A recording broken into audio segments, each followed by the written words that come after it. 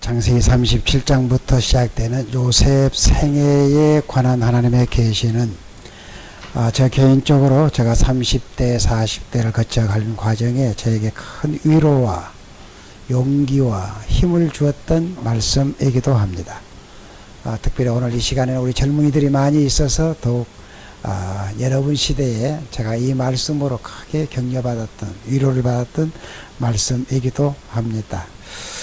자, 여러분들이 성경에서 가장 아름다운 인격자, 가장 예수님 닮은 한 사람을 택하라고 하면 여러분은 누구를 택하시겠습니까? 저는 야곱의 아들 요셉을 택합니다. 요셉은 가장 예수님 닮은 사람으로, 그래서 이 요셉에 대해서 관심을 많이 했던 한 구약 을 깊이 묵상했던 아더 핑크라고 하는 분은 이 요셉의 생애를 101가지를 꼭 예수님 닮은 요소가 있다 이렇게 지적해내기도 할 만큼 아주 예수님 닮은 사람입니다. 자, 이 요셉의 생애가 도대체 뭐기에 성경 처음 책 창세기 5분의 1에 37장부터 끝장까지 거의 요셉에 대한 이야기인데요. 5분의 1에 해당하는 양을 할애했을까? 요셉에 도대체 이 요셉 생애를 통해서 하나님은 우리에게 무엇을 이야기하시려고 하시는 것인가? 이런 문제들을 우리가 같이 한번 생각해 보려고 합니다. 자, 먼저 이 요셉 생애를 전체적으로 보면 한 5가지 정도의 큰 주제를 우리가 생각해 볼 수가 있습니다. 먼저 하나는 하나님이 원수 갚아주는 원리를 볼 수가 있습니다. 요셉 참 한많은 그 생애가 아니었습니까? 형들에게 팔림을 받고 또 보디발의 집에서 보디발 아내의 그 억울한 누명을 쓰고 감옥에 갇히고 그랬는데도 불구하고 요셉이 국무총리가 됐을 그 나라 총리가 됐을 때 보복을 하지 아니하고 참 하나님이 그들로 하여금 뉘우치게 만들어가는 그 과정을 보면 원수 갚는 비결이 내게 있다. 그러니 너희들이 원수 갚으려고 하지 마라. 그래서 로마서 12장 19절에 그렇게 바울이 말했죠. 내 사랑하는 자들아 너희가 친히 원수 갚지 말고 하나님의 진노하심에 맡겨라. 기록되었을 때 원수 갚는 것이 내게 있으니 내가 갚아주리라. 이 전체적으로 보면 원수 갚아주는 그 원리를 우리는 성경에서 보게 됩니다. 두 번째, 이 하나님이 택하신 자를 어떻게 불러내시고 훈련하시고 그리고 하나님 역사 무대에 세워주시는가. 이 주제가 아주 돋보이죠. 주제가. 오늘 특별히 젊은이들 중심으로 해서 이 주제를 가지고 중심으로 해서 한번 시간 되는 데까지 쭉 살펴보려고 합니다. 세 번째, 하나님이 그리스도인에게 요구하시는 사랑이 무엇이냐. 사랑에 대한 큰 주제가 전체적으로 흐르고 있습니다. 신약의 바울은 사랑을 노래했죠. 사랑은 오래 참고 온유하며.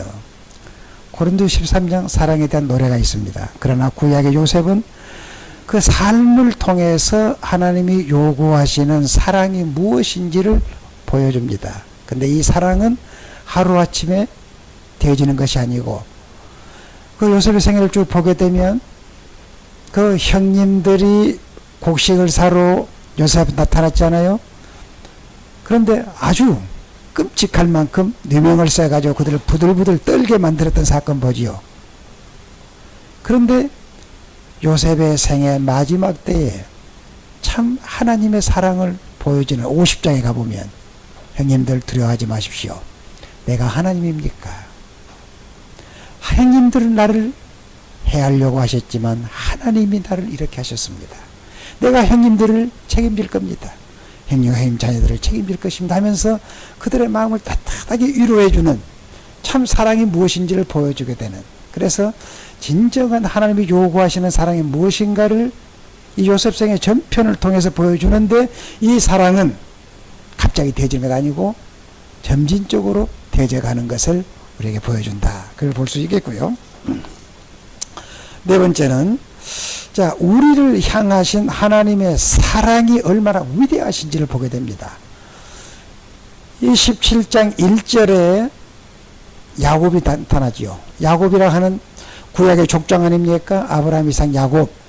이 족장, 그 위대한 구원 역사의 중심이 되는 인물인데 17장 1절에 나타나가지고 그 다음부터 이 요셉 사건으로 인하여 야곱이 한 20여 년 동안 역사 무대에 가려져 봅니다.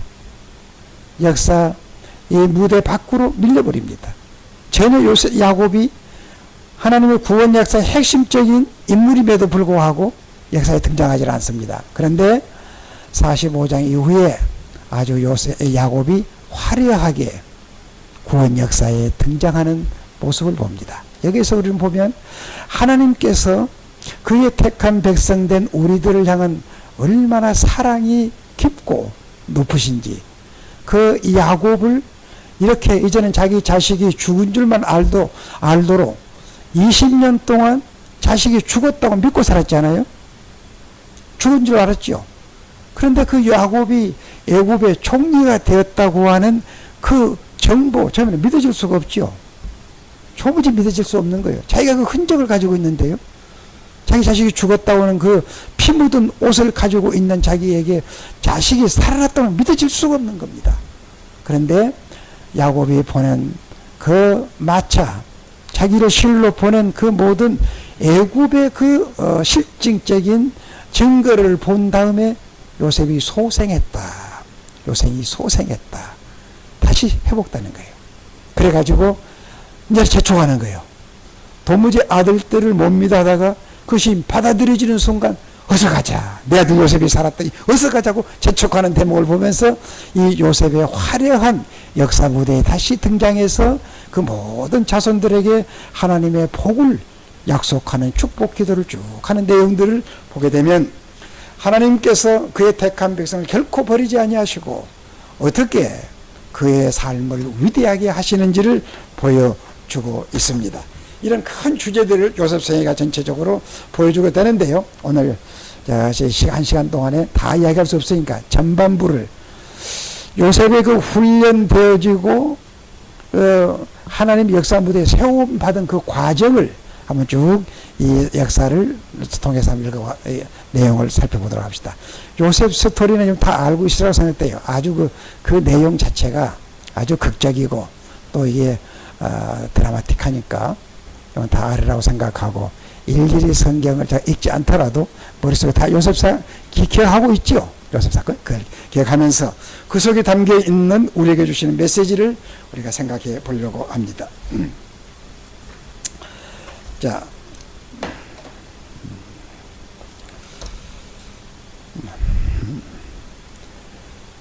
하나님께서 특별한 관계를 가지시면서 출발한 이 17세 소년 요셉에게 우리는 무엇을 볼 수 있는가?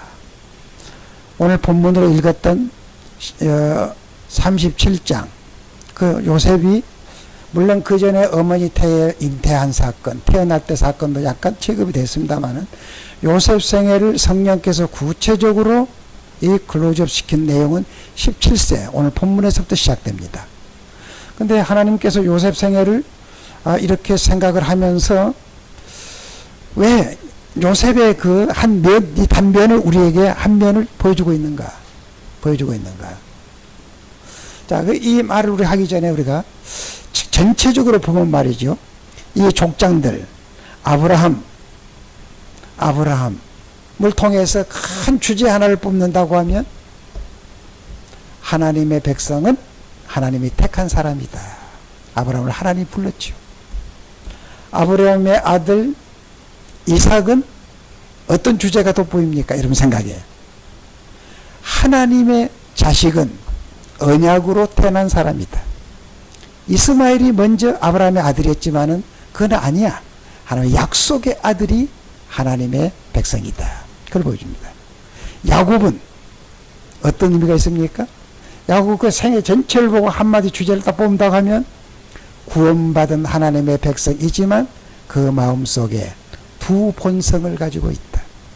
옛본성과 새본성이 끊임없이 싸우는, 옛본성이 좀 일어나게 되면 새 사람의 본능이 억제되고 새 사람의 본능이 또 이렇게 힘을 얻게 되면 애본성이 낮아지고, 이 두 본성을 끝까지 가지고 살아요, 우리가. 주님 오시는 그날까지. 그래서 사도 바울은 너희 속에 육의 생각과 성령의 사람이 끊임없이 전쟁을 하구나. 갈라디아서 5장에 그 취급을 하지요. 그래서 여러분들 예수 믿는다고 하루아침에 완전히 성인 되는 것은 아닙니다. 그 우리는 갈등을 가지고 있습니다. 선을 알고 있지만은 내 육체는 악으로 달려가는 본성을 또 가지고 있어요. 온전하지 않습니다. 끊임없이 우리는 이 두 갈등을 가지고 있는 것을 야곱 생애를 통해서 우리가 보여줍니다. 야곱은 끝까지 하나님의 택함 받은 하나님의 이 족장이면서도 불구하고 끊임없이 그 인간의 옛본성과 하나님 주신 새본성이 그 내면 속에서 끊임없이 싸우는 모습을 보는 것을 오늘 보게 됩니다. 그렇다고 하면 이 요셉의 생애를 통해서 우리는 무엇을 보게 되느냐.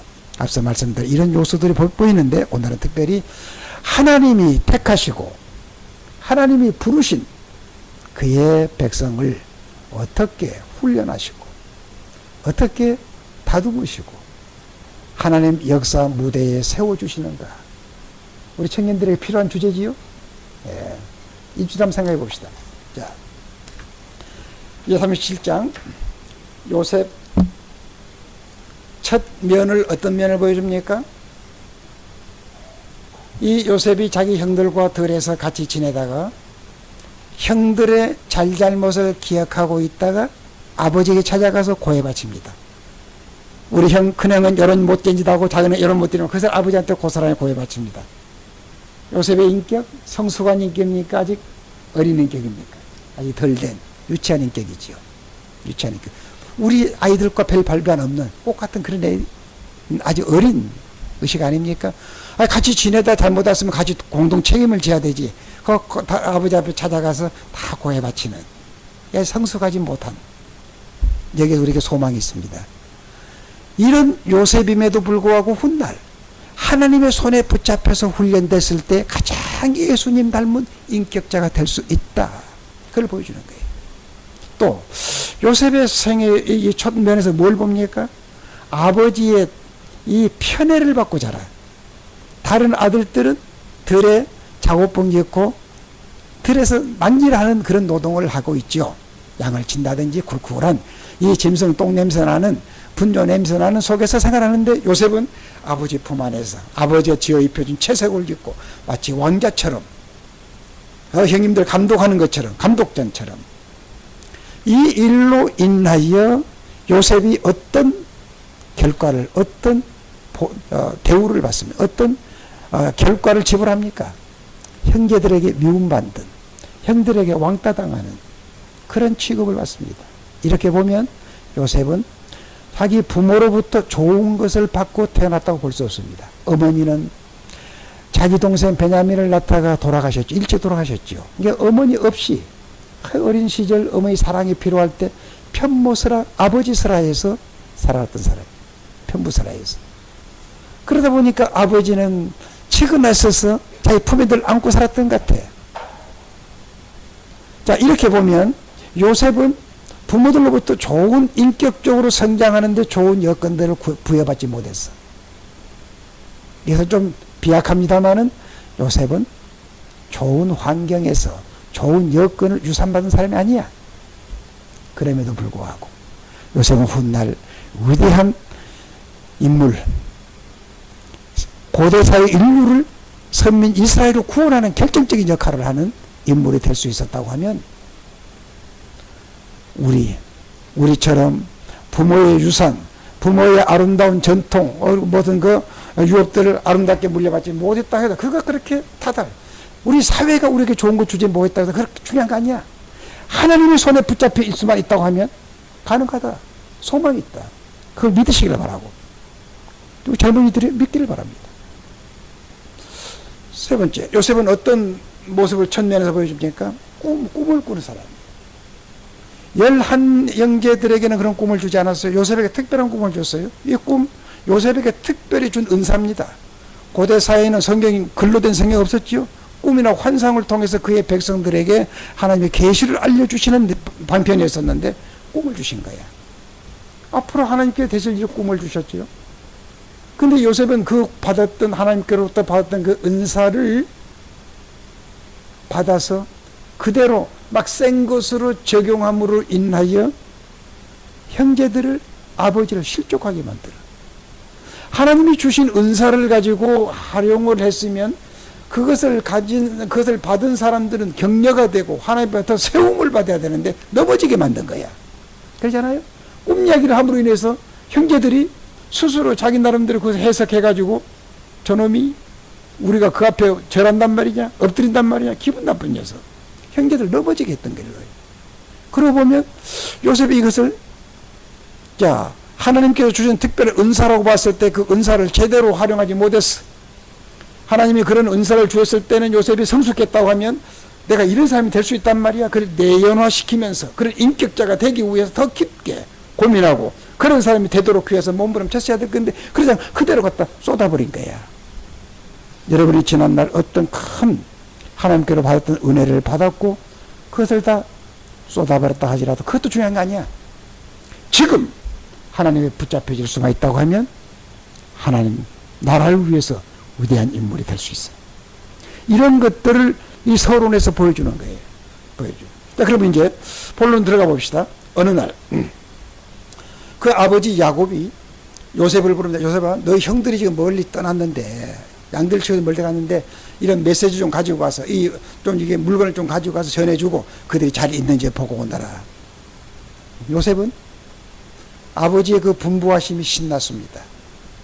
아버지가 지어 입혀준 채색옷 그걸 입고 형님들 보는 데서 보라는 뜻이 지금 그들 앞에 나타나야 봐줄 사람이 있어야 신이 나는 건데 채색옷을 입고 아무도 봐줄 사람이 없어요. 재미가 없는 거야.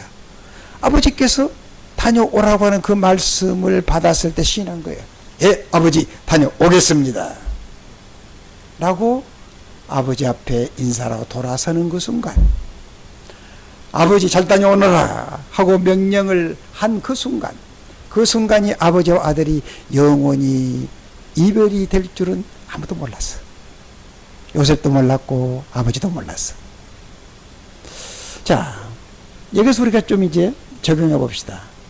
하나님의 은사로 하나님의 계시를 받았던 요셉, 꿈을 통해서 하나님의 계시를 받았던 요셉, 하나님이 주신 그 계시를 요셉이 받았을 때 그대로 놔두어 가지고서는 그 하나님의 보여주신 계시대로 될 수가 없는 거야. 계시를 받은 사람은 그런 사람이 될 수 있도록 훈련의 광장으로 끌어내시는. 자, 여기서 적용해 봅시다. 여러분들, 이 그리스도인은 반드시 요셉 못지 아니하는 이 계시를 받은 사람입니다. 여러분 계시를 받았습니까? 그런 말하면 좀 당하게 되겠죠. 무슨 계시라는 말이냐? 요셉은 그런 꿈을 꿨어요. 별꿈. 자기 별이 있고 다른 별들이 자기를 위해서 쇼를 해주는 이 스타 쇼를 보는, 여러분 그런 꿈을 꿨다고 생각합시다. 얼마나 흥분되겠어요? 그런 꿈 못지 아니하는 그리스도인은 엄청난 계시를 받고 있습니다. 무슨 계시입니까? 주 예수를 믿어라. 그리하면 하나님의 자녀가 된다. 네가 주 예수를 믿어라. 하나님의 자녀가 된다. 하나님의 자녀는 예수 그리스도와 함께 그 나라를 상속받는다. 요셉의 꿈보다 적은 계십니까? 이 하나님의 계시를 받은 사람, 그게 그리스도인인 거야. 내가 예수를 믿음으로 해서 하나님의 자식이 되었다. 예수와 함께 그 나라를 상속받는 후사가 됐다. 내가 이 엄청난 우리가 이 하나님부터 말씀을 받은 사람들이, 계시를 받은 사람들이야. 요셉이 그런 계시를 받았을 때, 그리스도인들이 이런 계시를 복음을 통해서 받았을 때 그대로 놔두잖아. 이런 계시의 사람이 될 수밖에 없도록 훈련의 광장으로 끌어내십니다. 그런데 하나님이 훈련시키는 과정은 너 며칠 날 어느 부대로 징집했으니까 훈련소에 직결해라. 그렇게 통치하지 않아요. 우리가 군대에 징집받게 되면 통지문이 나오지요. 며칠 날까지 어느 부대로 직결해라. 하나님은 우리를 불려내시는데 애고를 하지 않습니다. 며칠 날 너를 내가 데려갈 테니까 훈련시킬 테니까 준비하고 있어라. 그러지 않습니다. 전혀 뜻밖의, 전혀 생각 밖의 길로 우리를 인도해 가십니다. 인도해 가십니다. 자, 아버지의 심부름을 통해서 내가 다녀오겠다고 인사하는 그 길이 하나님이 불러내시는 줄 아무도 몰랐어요. 이렇게 여러분들을 하나님께서 여러분들에게 계시로 부른 사람이라고 하면, 복음으로 부른 사람이라고 하면 복음적인 사람이 될 수밖에 없도록 하나님 훈련해 가십니다. 이 과정은 훈련 과정입니다. 우리의 땅 위의 삶의 과정은 훈련 과정입니다. 근데 이 훈련 과정에 불러내셨습니다. 이제 불러내셔가지고 어떻게 하시는 것이냐, 그 대목을 봅시다. 요셉이 형들을 찾아서 갑니다. 그 당시의 길로 말하면 산을 건너고 강도 건넜었겠죠. 저 바담 아람까지 갔다고 했는데요. 그 지금 여기 보면은 그 지역도 나오죠. 어느 지역까지 간다. 예. 그 지역을 향해서 갑니다. 예. 찾고 찾아서 갑니다. 그래서 이 사람들이 오는 사람들에게 묻습니다. 이런 사람을 찾습니다. 그래, 그런 사람 같더라. 어디 좀 가면 그거 있을 거라. 요셉은 시인했습니다. 형님을 찾아서 갑니다. 산 한 잔등을 넘어옵니다. 저 아래쪽에 수를 세어보니 자기 형님들 수만큼 돼. 저 틀림없이 우리 형님들이다. 얼마나 신나셨어요? 먼 길 지금 찾아가는 길입니다. 근데 양을 치던 형들이 쳐다봅니다. 산 잔등에서 한 사람이 나타났는데 그들은 눈에 확 띕니다. 왜? 채색 옷을 입고 나타난 거야. 화려한 옷. 그때 그 형들은 그 요셉인 줄 알아보고 모의를 합니다. 저 기분 나쁜 녀석 온다. 저거 우리 어떻게 해버리자. 그렇게 모의를 합니다. 네, 그 대목만 같이 한번 읽어봅시다. 자, 이 18절부터 우리 같이 한번 읽어봅시다. 18절, 19절까지만 읽어봅시다. 20절까지 읽어봅시다. 시작.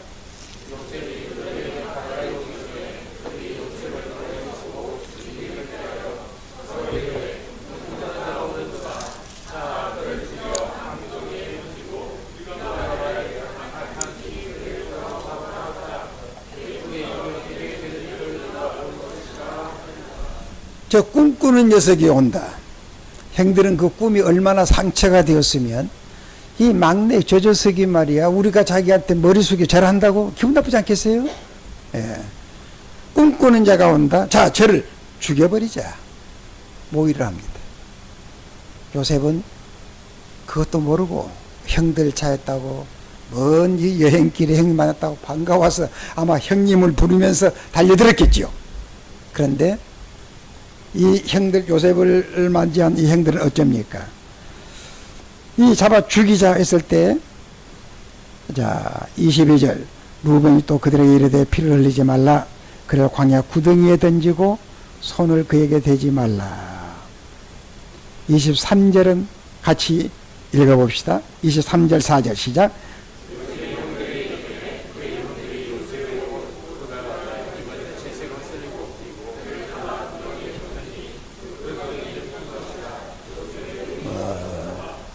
이 대목을 봅시다. 성경을 기록한 이 성경 기자가 여기 우리가 암시를 주는 대목이 있죠. 요셉이 왔어요. 제일 먼저 했던 일이 뭡니까? 그들이 그렇게 한 맺힌 그 편애받았던 그 결과 이 채색옷 그만 보면 속이 틀린 거야. 아버지는 저 녀석만 생각하고 저거 벗겨버리자. 채색옷을 벗겨. 생각해 봅시다. 하나님이 하나님이시라고 하면 그가 특별히 은사로 꿈으로 계시로 부르신 그의 종 요셉을 지금 위기상에 처했잖아요. 형들이 죽이려고 하지 않아요? 근데 왜 막아주지 않았을까? 왜 요셉을 보호해주지 않고 방치해 두셨을까? 하나님이 힘이 없어 그랬습니까? 하나님이 요셉의 이 분노도 제어할 수 있는 그런 능력이 없어서 지금 방치해 두고 있는 것입니까? 우리는 그렇게 생각할 수 없습니다. 여기에 하나님의 비밀이 있습니다. 하나님이 꿈같은 요셉을 만들기 위한 하나님의 일차적인 방법은 그 형들의 손에 의해서, 요셉을 미워하는 형들의 손에 의해서 채색옷을 벗기는 작업부터 합니다. 요셉에게 있어서 채색옷은 어떤 의미가 있을까? 요셉에게 채색옷은 어떤 의미가 있을까? 다른 형들은 작업복 입고 늘 양 속에서 살아야 돼. 양우리에서. 요셉은 채색옷을 입고 그들의 감독관처럼 늘 아버지의 보호받으면서 사는 사람이에요. 그렇게 보면 이 채색옷에 대해서 요셉은 굉장히 의미가 있어. 다른 형제들과 특권의식을 주는 옷이야. 그렇게 생각되잖아요. 나는 형들과 달라. 형들과 나는 질이 달라. 당신들 보세요. 당신들 냄새나는 쿨쿨한 그 작은 봉 입고 일하지 마. 내 신분을 보세요. 나 왕자야, 왕자. 신분을 밝히는 아버지의 사랑을 독점한다고 하는 이 특권의식. 하나님은 세상이 덮어 씌워놓은, 사회가 그에게 덮어준 특권의식을 벗기는 작업부터 합니다. 하나님 나라의 쓰임을 받기 위해서, 하나님을 섬기고 하나님의 형상대로 지음받은 인생을 섬기기 위해서 가장 먼저 하시는 작업은 특권의식을 폐지합니다. 여러분 한번 생각해 보세요. 여러분 친구들 중에서 아무것도 아닌 녀석이 자기 아버지 뭐라고 말이야, 그거 우쭐거리는 거 보면 못 봐주잖아. 기분 나쁘잖아요. 아무것도 아닌 녀석이. 이렇게 특권의식은 백해무익한 것이, 하나님을 섬기고 사람을 섬겨야 될 그리스도인에게 있어서 특권의식은 아주 이것은 필요 없는 거예요. 그 벗김 작업부터 하는 거예요. 여러분, 하나님은 그의 사람을 만들기 위해서, 이 벗기기 위해서 벗어질 때까지 몰아붙입니다. 이 설교를 들은 여러분들은 나에게 그의 특권의식으로 생각하는 것을 스스로 벗으라고, 스스로 벗어버리라고. 예. 특권의식을 벗긴 다음에 하나님 요셉을 어디로 인도합니까? 형들이 요셉을 어떻게 합니까? 24절, 그를 잡아 구덩이에 던지다. 그 구덩이는 빈 것이니 그 속에 물이 없더라. 물이 없는 팔레스틴 모래구덩이 집어 던집니다. 그럼 혼자 기어 나올 수 없습니다. 그것은. 이런 팔레스틴 그 따가운 태양 3시간 못 버팁니다. 일사광선에 직사하게 돼 있어요. 그 속에 집어 던져놓은 거예요. 반열되는 그 열 속에. 생각해 보세요. 요셉이 지금 이 구덩이에 들어갔습니다. 처음에는 형님들이 나에게 기합 주려고 하시나 조금 견딜만 했죠.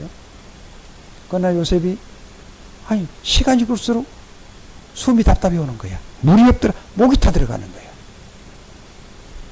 형님들을 불러봤겠죠. 소식이 없어. 아우성을 쳐. 소식이 없어. 죽으라고 던지고 떠나본 거야. 이때 요셉은 이 속에서 뭘 하겠습니까? 이 요셉의 심경을 이해해보라고.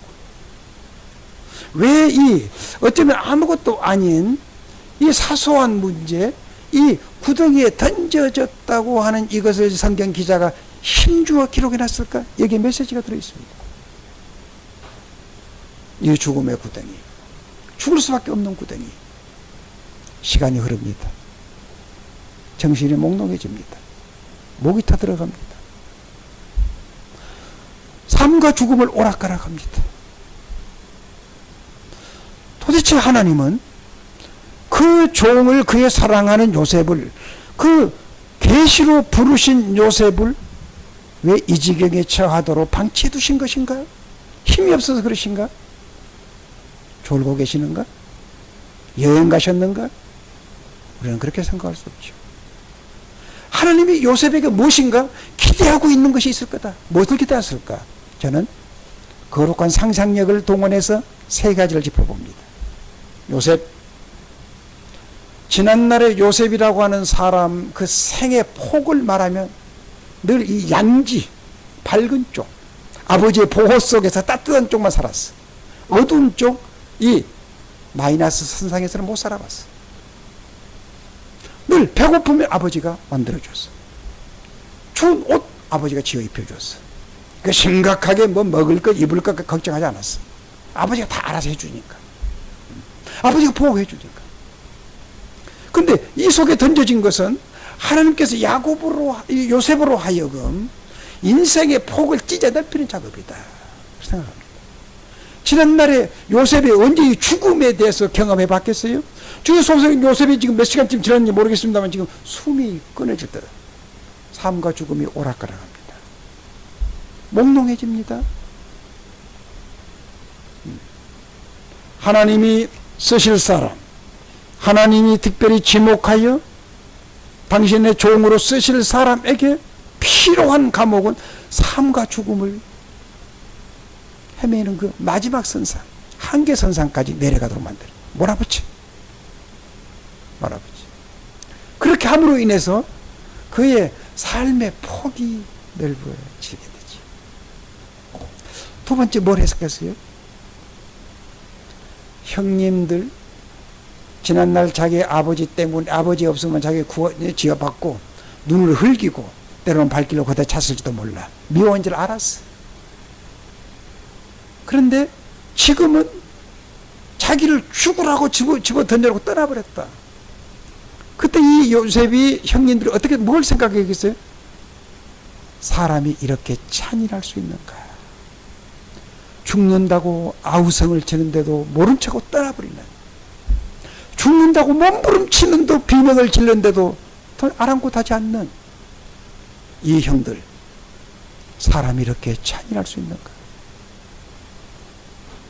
우리 장로교 신자들 인생의 전적 부패, 인간이 부패한 거 우리가 교리적으로 배웠지만 이렇게 철저히 인간이 잔인하게 부패되어버린, 짐승보다 못하게 되어버린 것을 알아야 돼.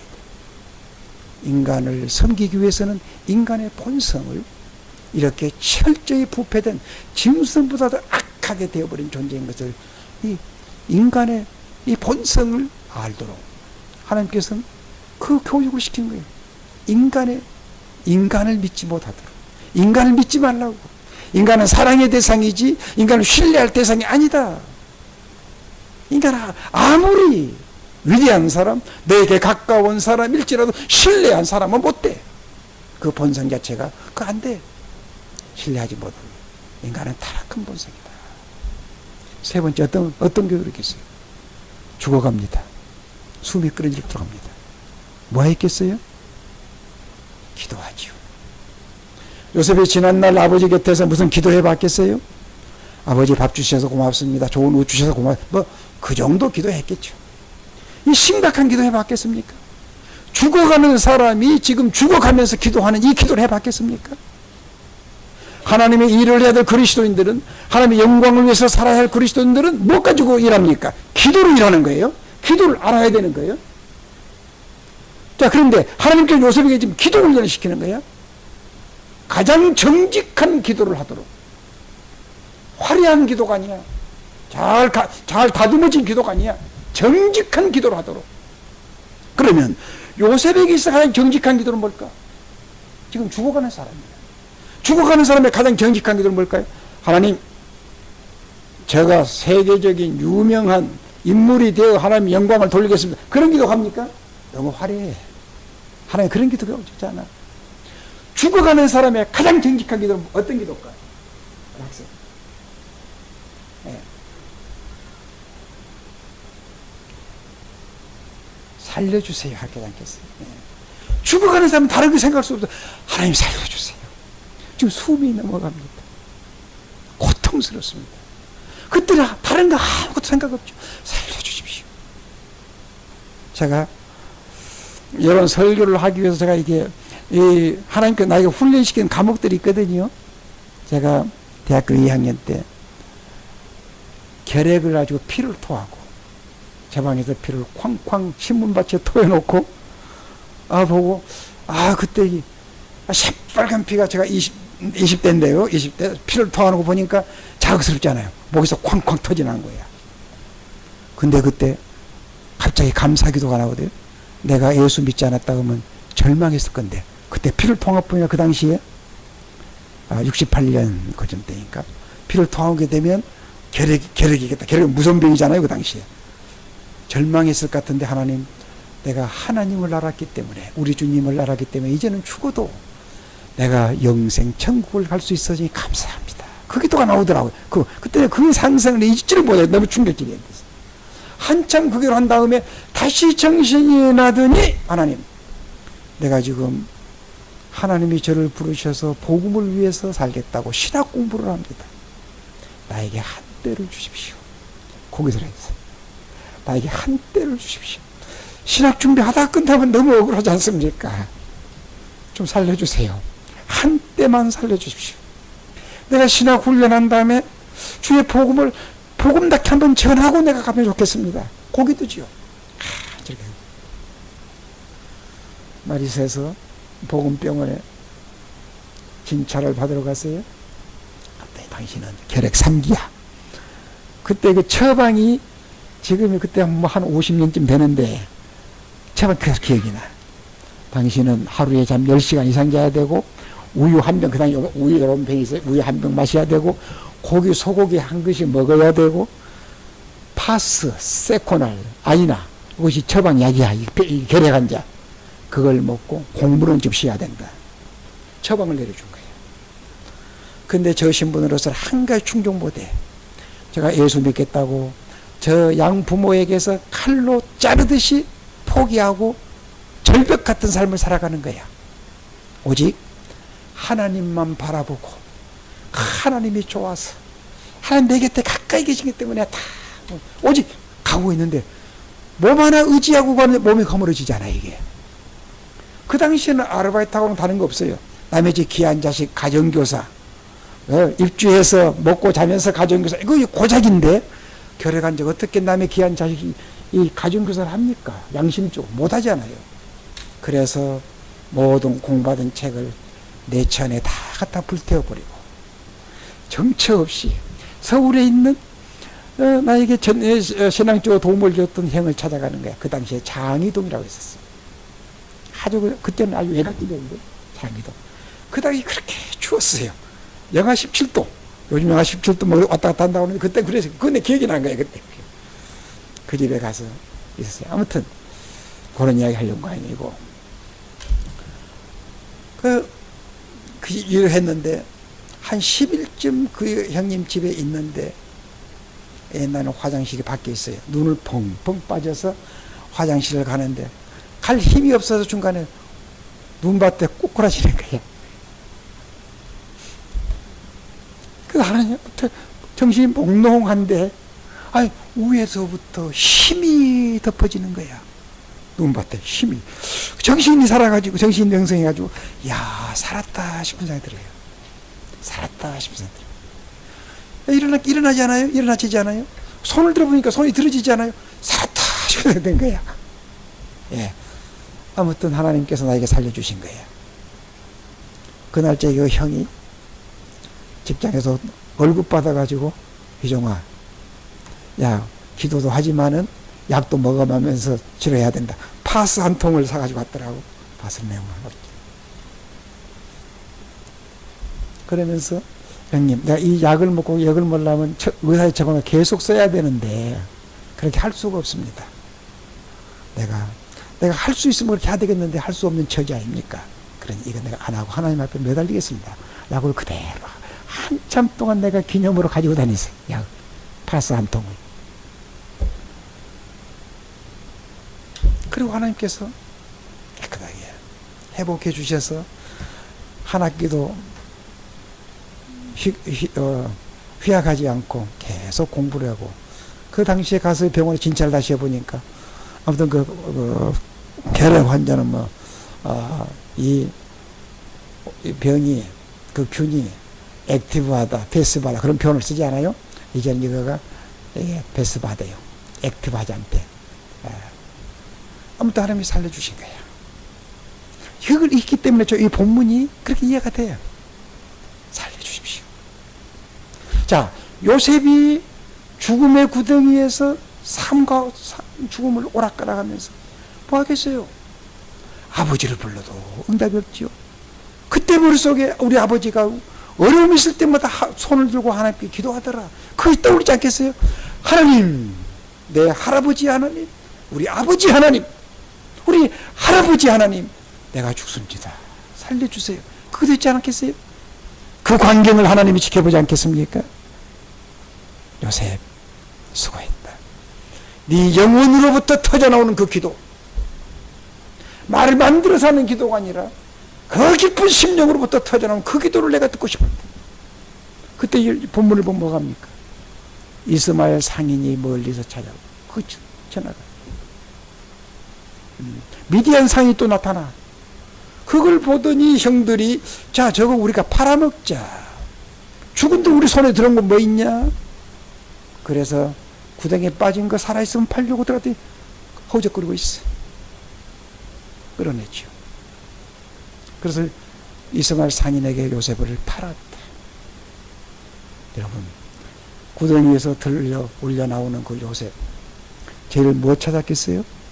물을 찾았겠지. 무라간바 같이 들이켰죠. 그때 요셉이 뭘 생각했겠어요? 하나님, 저를 살려주셨습니다. 제일 먼저 요셉이 자기를 살려주신 그 하나님에 대해서 얼마나 감격했겠어요. 그 요셉의 마음속에 하나님으로 충만해진 거야. 하나님으로 충전되진 거야. 죽음 속에서, 죽음의 밑바닥에서 기도했더니 하늘의 하나님이 그 기도를 들어주시고 나를 살려주셨다. 하나님 임재를 경험하는 거예요. 하나님의 사람은 그리스도인은 이 경험을 해야 돼. 내가 하나님의 이름으로, 주님의 이름으로 하나님 아버지 앞에 내 기도를 들어주시더라. 하나님이 살아계신다. 저 죽음의 밑창에까지 떨어졌던 나를 하늘 보좌에까지 나를 끌어올려 주시는 이 경험, 이거 있어야 돼. 하나님이 사람. 이건 특별한 사람만이 아니에요. 우리 그리스도인들에게는 이 놀라운 은총을 주셔. 이 은총이. 그 올라오는 순간 요셉의 신분은 어떻게 바뀌어집니까? 요셉의 신분은 이제는 자유인이 아니야. 노예가 돼. 종으로 팔려다. 인권이라고 하는 송두리째 박탈당해버려. 노예가 되는 거예요. 그래서 요셉은 자기 신분에 대해 관심이 없어. 하나님으로 충만한 거야. 하나님, 저를 살려주셨습니다. 하나님만 생각하면 감격합니다. 그 생각 때문에 요셉은 그래 즐거운 거지요. 그래서 요셉, 제가 우리 청년들한테 이야기할 때 내가 학교에 비유해서 1학년 수업 마친 거야. 하나님 볼 때 너 1학년 A학년이다. 내가 내게 그걸 요구했어. 순수한 기도, 영혼으로부터 터져나온 그 기도를 내 요구했어. 내가 너에게 가장 소중한 것은 기도를 통해 준다. 기도 응답을 경험한 요셉은. 그때 요셉은 자기의 모든 신분 자체가 다 박탈당해버려. 종이 된 거예요. 요셉, 너를 위해서 만들어온 2학년 교실로 가자. 하나님은 그를 2학년 교실로 인도해. 어디로? 애굽 보디발의 집으로 팔아. 보디발의 집에 팔립니다.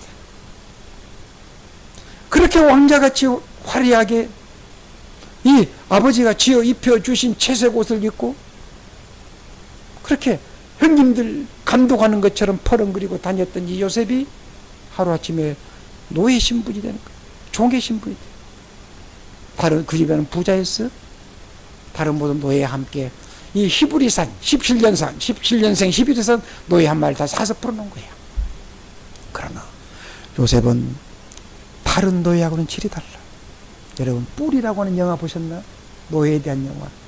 죽지 못해서 이를 길을 쓰고 자유를 위해서 갈망하는 요셉은 그런 사람이 아니야. 다른 그 노예들이니까 그 눈에 불을 켜고 어떻게 해서 내가 이 집의 노예가 됐지? 탈출할 만 기회만 있으면. 그러나 요셉은 주인이 무슨 일을 시켜도 즐거운 거야. 왜? 하나님이 가져주시니까. 주 하나님 계신 곳 초막이나 궁궐이나 내 주 예수 모신 곳이 그곳이 천국이야. 하나님은 요셉은 도대체 무엇을 요구해서 이 요셉을 보디발의 집에 종으로 팔려가도록 하셨을까? 생각해봐야 되지 않아요? 하나님이 하나님이시라고 하냐? 특별히 모든 우리 이 갈빈주의자들은 모든 하나님 창조 세계의 문에 빗방울 하나도 제대로 흘러내는 것도 하나님 허락 없이, 하나님의 그 간섭 없이 제멋대로 되는 거 없다. 다 하나님 간섭 속에 있다. 모든 창조 모든 세계 하나님 손 안에 있다. 믿는데 그걸 아시는 하나님이 도대체 요셉을 왜 이 지경에 처하도록 놔두셨을까? 무엇을 요구하시는 것일까? 예. 교리적으로 말한다고 하면 요셉이 구덩이에서 끓여 나오는 순간은 중생된 순간이죠.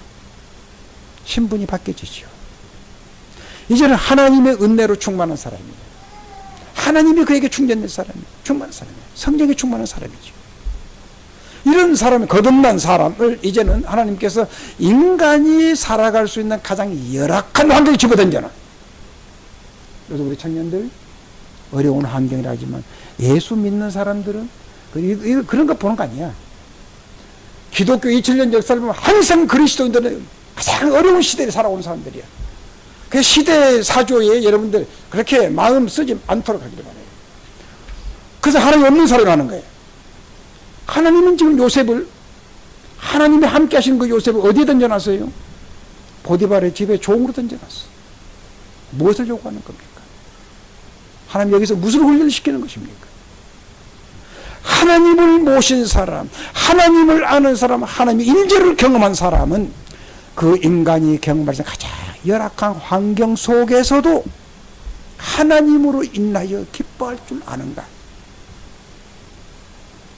세상 사람들은 모든 여건 갖춰지면 다 기뻐해. 우리 그리스도인들은 환경 때문에 기뻐하는 자가 아니야. 하나님으로 인하여 기뻐하는가? 하나님으로 인하여 내 환경이 어떠하든지 바울이 말했던 것처럼 내가 가난에도 처할 줄 알고 부에도 처할 줄 알고 종기에도 처할 줄 알고 비천에도 처할 줄 아는 그걸 훈련시키는 거예요. 집어던져놓은 거예요. 요셉은 어느 곳에 집어던져놔도 이제는 즐거운 거야. 다른 노예들과는 질이 다 얼굴이 달라. 요셉은 얼굴이 환해. 그냥 미소가 방실방실해. 기쁨이 충만해. 그러니 그 주인이 한 번씩 집에 와서 볼 때 돋보이지 않겠어요? 요셉의 얼굴이 다른 종들과는 다르지 보이지 않겠어요? 하도 이상한 거야 이게. 저 지금 최근에 사다 놓은 이 노예, 17년생 저 노예는 질이 달라. 뭐가 무슨 일을 시켜도 언제 그런 일을 했다고. 요셉이 무슨 일을 했다고. 너 화장실 청소해. 예 감사합니다. 너 저 뒷밭 좀 팔아. 예 감사합니다. 무슨 어려운 일, 험한 일, 3D를 시켜도 즐거운 거야. 그죠? 왜? 하나님 함께 하시. 하나님 감사합니다. 감사합니다. 하나님을 믿는, 하나님으로 충만한 사람은 하나님 보고 계십니다. 오늘 또 오전에도 말했죠. 하나님의 귀한 룻 낮은 자리까지 내려오는데 하나님 거기서 붙잡아 줄 거예요. 그때까지 내려가는 거예요. 하나님 보고 계셔. 보디발이 눈에 띄었어. 요셉 이리 좀 와봐라. 너 못하던 녀석이었나? 어디서 왔냐? 아, 저 말입니까? 요셉이 뭐로 충만했어요? 하나님으로 충만한 거야. 내가 하나님 앞에 살려달라고 기도했더니 하나님 나를 살려주실 거야. 그 생각만 하면 하나님이 막 터져 나오는 거야. 너 못하던 사람이냐? 저 말입니까? 저는 말이요, 우리 아버지의 섬기는 하나님, 우리 조상의 섬기는 여호와 하나님을 섬깁니다. 제가 39장 이야기합니다. 이방 사람 보디발이가 어떻게 여호와가 요셉과 함께 하는 것을 알더라. 어떻게 알았어요? 이걸 묵상하면서 요셉의 입에서 나온 거죠. 저는 여호와 하나님을 섬기는 사람입니다. 그대로 한번 우리 읽고 갑시다. 자, 39장 1절에서 3절까지 같이 읽어봅시다. 시작.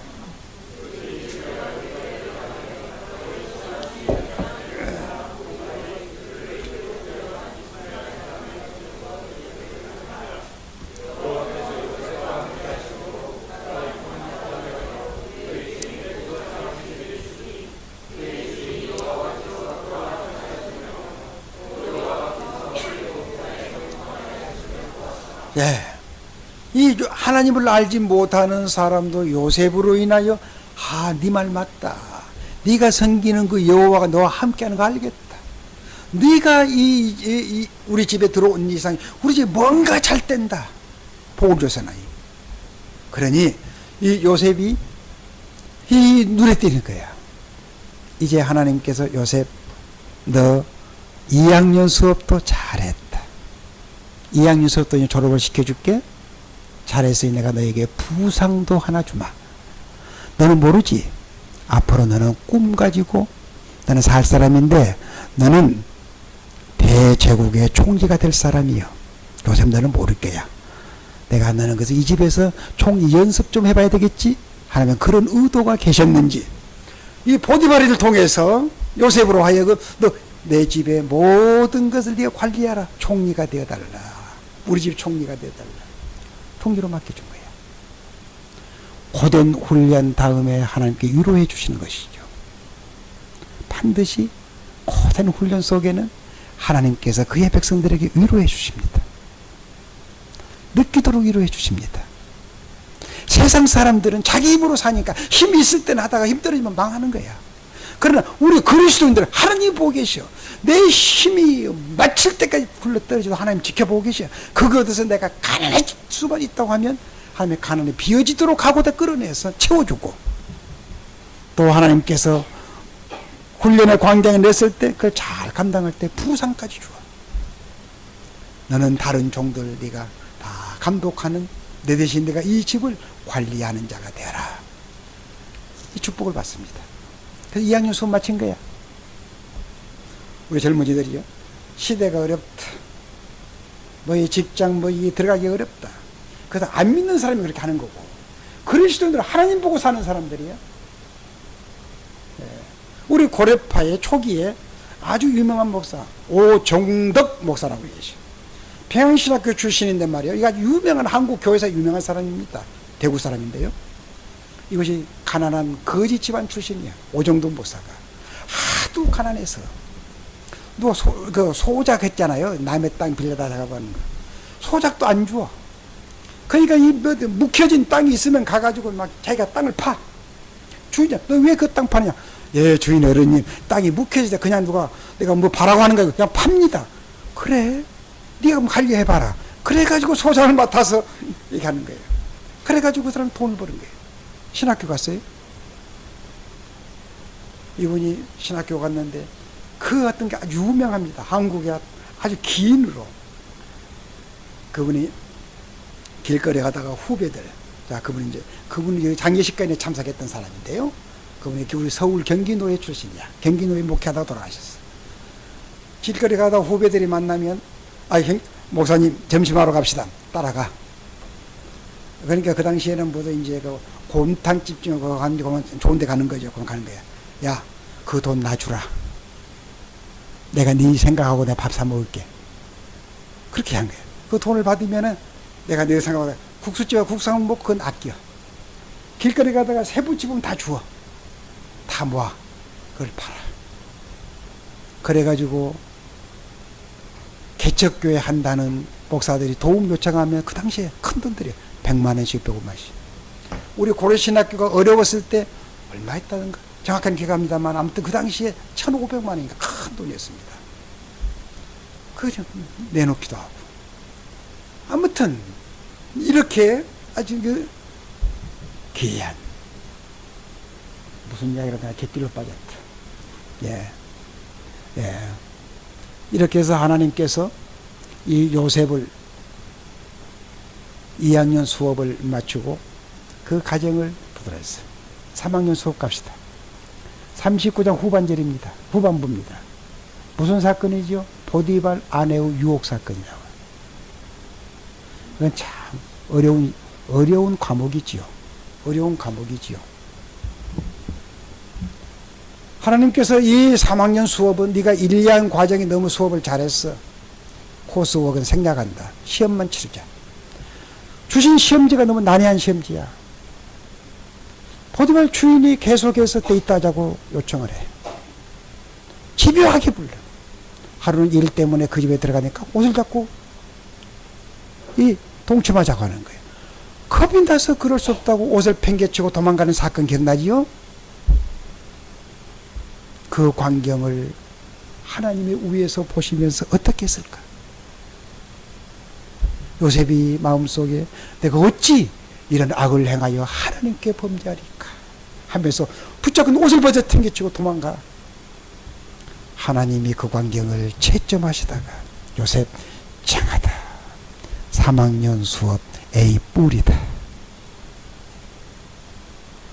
여러분, 3학년 수업에 낙제하면 구원이 있다 없다는 제가 말하질 않아. 그게 절남해. 힘을 못 써. 3학년 수업에서 딱 걸리면, 이 문제에 걸리면 힘을 못 써요. 내 주변의 젊은 후배들, 이것에 걸려서 목사의 생명이 끝나버려. 그리스도인들이 이 문제에 걸리면 그냥 그리스도인으로서의 빛을 발하지 못하고 시들해져 버려요. 이 문제 여러분들이 이 악한 시대에 눈만 뜨면 우리를 유혹하는, 컴퓨터만 열면 이상한 그림들이 우리를 유혹하는 그런 때 이것에 넘어가지 않도록 하나님 앞에서 철저히 여러분들을 관리할 수 있기를 바랍니다. 하나님께서는 3학년 수업을 너부터 잘했던 요셉에게 이제 4학년 수업 받으러 가자. 3학년 수업 너무 잘했어. 4학년 되면 이제 졸업해야 되겠지. 졸업하면 졸업 논문도 써야 되겠지. 그러니 내가 내게 부상을 주는데, 내가 졸업 연구를 하려면, 졸업 논문 쓰려면 조용한 공간이 필요하겠지. 그래서 주신 부상이 뭡니까? 우리 하나님 역사를, 우리의 역사를 하나님 주권으로 풀어보면 한 가지도 버릴 것이 없어. 내가 뭐 잘못했나? 인권 변호사 동원하자. 그러지 않았어. 하나님 그 앞에서 사는 사람은, 자, 하나님의 섭리 속에서 날 왜 이렇게 했었을까? 자기가 중요하지. 자기가 잘못한 것을 회개해야 되고, 아파해야 되고, 자기가 깨끗한 대로 이렇게 주어졌을 때는 무엇이 하나님께 뜻이 계실 것이다. 그래서 그렇게 해석하는 거예요. 하나님이 요셉에게 준 부상이야. 개인 연구실 준 거야. 늘 주인 보디발 심부름 다니고 이것저것 하면 정신없지 않겠어요? 좁은 공간에 뭐 다른 사람과 있겠지만은 그것은 훨씬 자유로운 시간을 할 수 있지 않겠어요? 그런데 여러분 그 대목도 좀 봅시다. 39장 제일 끝절 23절 같이 읽어봅시다. 시작.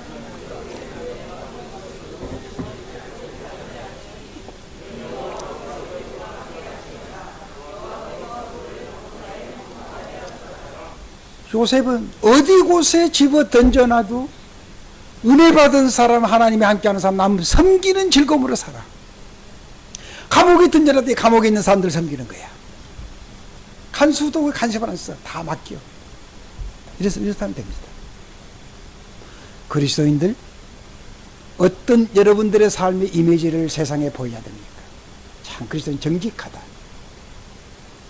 참으로 열심이다. 뭐 하나 맡겨놓으면 똑부러지 잘한다. 그런 평판 받는 것은 기본이고, 그것만 가지고는 안 되고, 저 사람을, 여러분을 보면서 하나님을 볼 수 있어야 돼. 여러분을 보는 사람이 하나님을 여러분을 통해서 볼 수 있어야 돼. 하나님을 보이는 사람이 돼야 돼. 자, 감옥에 들어왔습니다. 이제 마쳐갈게요. 이제 마무리합시다.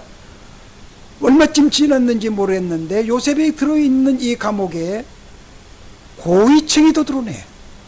아주 측근이, 황제의 측근이, 술 맡은 관원장, 떡 맡은 관원이 들어와.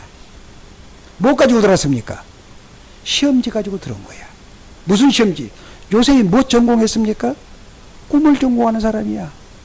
꿈 가지고 시작하고 꿈 가지고 일할 사람이거든. 꿈 시험지를 가지고 들어왔어. 그게 문제가 두 문제지요? 가지고 들어온 거야. 이들이 요셉 곁에 와서 그 꿈을 꿀 이유가 뭡니까? 우연입니까? 아니야. 그렇게 풀지 말자고.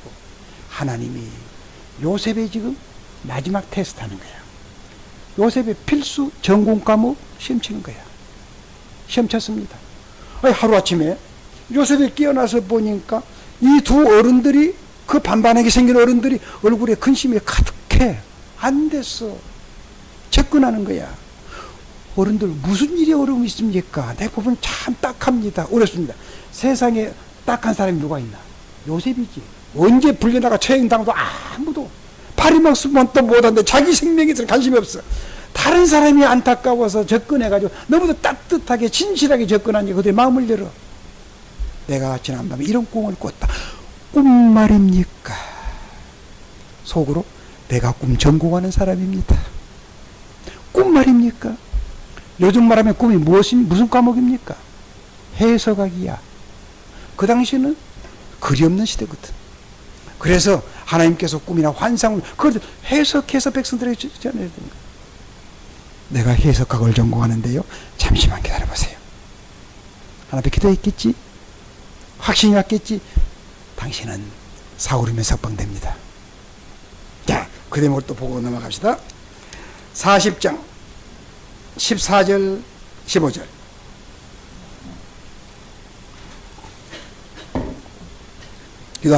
같이 읽읍시다. 시작.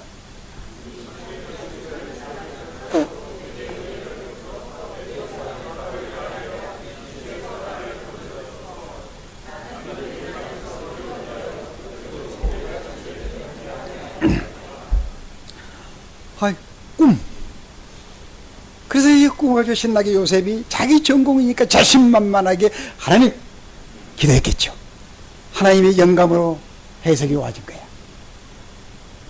이 술 맡은 관원장 앞에 자신있게 그 꿈은 이렇고 이렇습니다 라고 하는데 요셉의 마음속에 무엇이 생각됐을까? 그렇다고 하면 내 꿈은 어디 갔지? 내 한 맺힌 꿈은 지금 어디로 사라진 거야? 자기 꿈이 생각됐을 거예요. 그 순간 이 본문을 여러분들 깊이 묵상해 보세요. 이 술 맡은 관원장 앞에 어쩌면 무릎을 바짝 꿇고 두 손을 합장하면서 어르신, 당신이 잘 때거든 나를 생각하고 내게 은혜를 베풀어서 내 사정을 바로에게 알려주십시오. 청탁하는 거죠. 이 광경을 위에 하나님께서 채점을 해가시다가 얼굴이 붉어지신 거야. 하나님이 화가 나신 거야. 왜? 요셉, 네 인생, 네 운명의 보자기를 내 손에서 빼앗아 너에게 교육시켰잖아. 인간은 믿지 못한다고. 인간은 타락한 존재라고. 아무것도 아닌 인간에게 네 운명을 맡겨? 네 문제를 그에게 맡겨? 배신자야 너는. 배신자. 요셉, 너 낙제야. 이래서 요셉이 2년 재수합니다. 생각해 봅시다. 요셉으로 돌아가서 생각해 봅시다. 그날 밤 요셉 잠잤을까? 잠이 왔을까요? 내 이름은 석방될 거야. 요셉의 마음이 더 하나님만 바라보고 마음속으로 하나님만 의식하고 살다가 이제 하나님에게 누구에게 마음의 초점이 술 맡던 관원장에게 지금 왕궁에 갔을까? 내 이야기를 했을까? 다 추적하겠지. 빛이 아닌 인간, 어둠덩어리 인간을 추적하는 거야. 하나님을 보고 살던 이 요셉, 자기 마음속에 빛이신 하나님이 쏟아들어올 때는 어떤 곳이도 천국이었어. 그곳에서 그 마음을 해수해서 인간을 향해서 쏟는 그 순간 어둠이 돼버려. 어둠이 돼버려. 일주일이 지나도 소식이 없어. 한 달이 지나도 소식이 없어. 온전히 그 마음이 지금 거기에 매이는 거다. 매이지 않겠어요? 내 이름은 석방될 거야. 그 고위층이 늘 황제 곁에서 늘 이렇게 술잔 들으시는 그분이니까 한마디 거들겠지. 반년이 되나도 소식이 없네. 어떤 생각이 들까? 배신감 느끼겠지. 그럴 수 있어? 배신감으로 분노가 차올라요. 어떤 좌절감이 생겨. 여러분, 이 마음의 고통, 이 좌절감, 이거 경험해 보셨습니까? 이 기다림의 아픔, 뼈를 녹이는 거야. 어디선가 좋은 소식이 올 듯한데 소식이 없다. 여러분, 그 고통 알까요? 취직 시험 봤던 사람 그 고통 조금 알 수 있을지 모르겠어. 어떤 발표가 올까? 소식이 없다. 1년이 지나도 소식이 없다. 어쩌겠나 이게. 그 심령이 황폐돼 버려. 정신이 그 총명적이 멍청해져 버려. 도대체 이 고통을 요셉이 왜 갖게 됩니까? 잘 기억하세요. 스스로 만들어 가진 꿈 때문에. 내일 석방되리라고 누가 말했어? 자기 스스로 가진 거야. 그리스도인들은 꿈을 가져라. 그 말이 맞는 것 같지만 안 맞아. 꿈은 하나님이 주시는 거야. 내 스스로 맞는 것, 만들어 가진 꿈은 그것은 될 수도 있고 안 될 수도 있는 거야. 하나님이 우리는 하나님의 그 거룩한 뜻, 하나님의 계시를 통해서, 하나님의 말씀을 통해서 우리의 삶의 인도를 받으면서 가는 것이지, 나름대로의 계획을 세우고, 물론 계획을 없이 살아가는 건 아닙니다. 그것을 우리는 꿈으로 생각하잖아. 스스로 만들어 가진 이 꿈 때문에 고통을 당해야 돼. 2년쯤 지났습니다. 멍청해졌습니다. 그때 요셉이 뭘 생각했을까? 자, 어느 날 갑자기 정신이 들 거야. 지난날에 내가 어떻게 해서 이 자리까지 왔지? 죽음의 구덩이에서 내가 어떻게 살아났지? 지난날 나를 살려주셨던 그 하나님 어디 계실까? 술 맡은 관원장에게 집착했던 그 마음을 다시 회수해서 지난날 나를 살려주셨던 그 하나님을 향해서 찾는 거야. 마음을 하늘을 향해서 돌리는 그 순간 하나님은 여전히 그 자리에 계셔. 믿으시길 바랍니다. 여러분이 하나님을 떠나 계셨지 하나님은 여전히 그곳에서 나를 향해서 지켜보고 계셔. 요셉, 나는 이 날을 너보다 더 기다렸다. 고생 많이 했다. 내가 이제 너를 위해서 일하겠다. 이제 네 때가 되었다. 나의 때가 된 것이다. 네가 이제서 돌아왔느냐?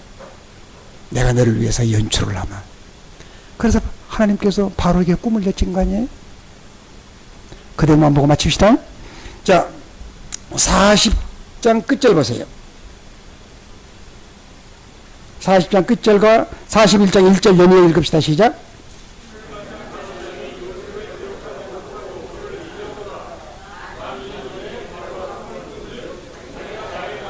예, 거기까지만. 야, 술 맡은 관원장이 그 잊을 일입니까? 하나님이 스위치를 꺼놓으면 잊어지게 돼 있어. 하나님의 사람의 뜻, 때가 되지 않았을 때는 스위치 주변에 한개가 꺼놔. 알겠어요? 하나님의 때가 안 되면은 발버둥 쳐도 스위치 꺼놓으면 안 되는 거야. 때가 되니까 하나님 스위치를 딱 켜주니까 이제 2년 후가, 2년 재소가 난 다음에 일어나서, 그 다음에 이 술 맡은 관원장이 보세요. 자, 술 맡은 관원장이 이제는 황제 앞에 가서 9절 읽고 마치겠습니다. 9절 시작.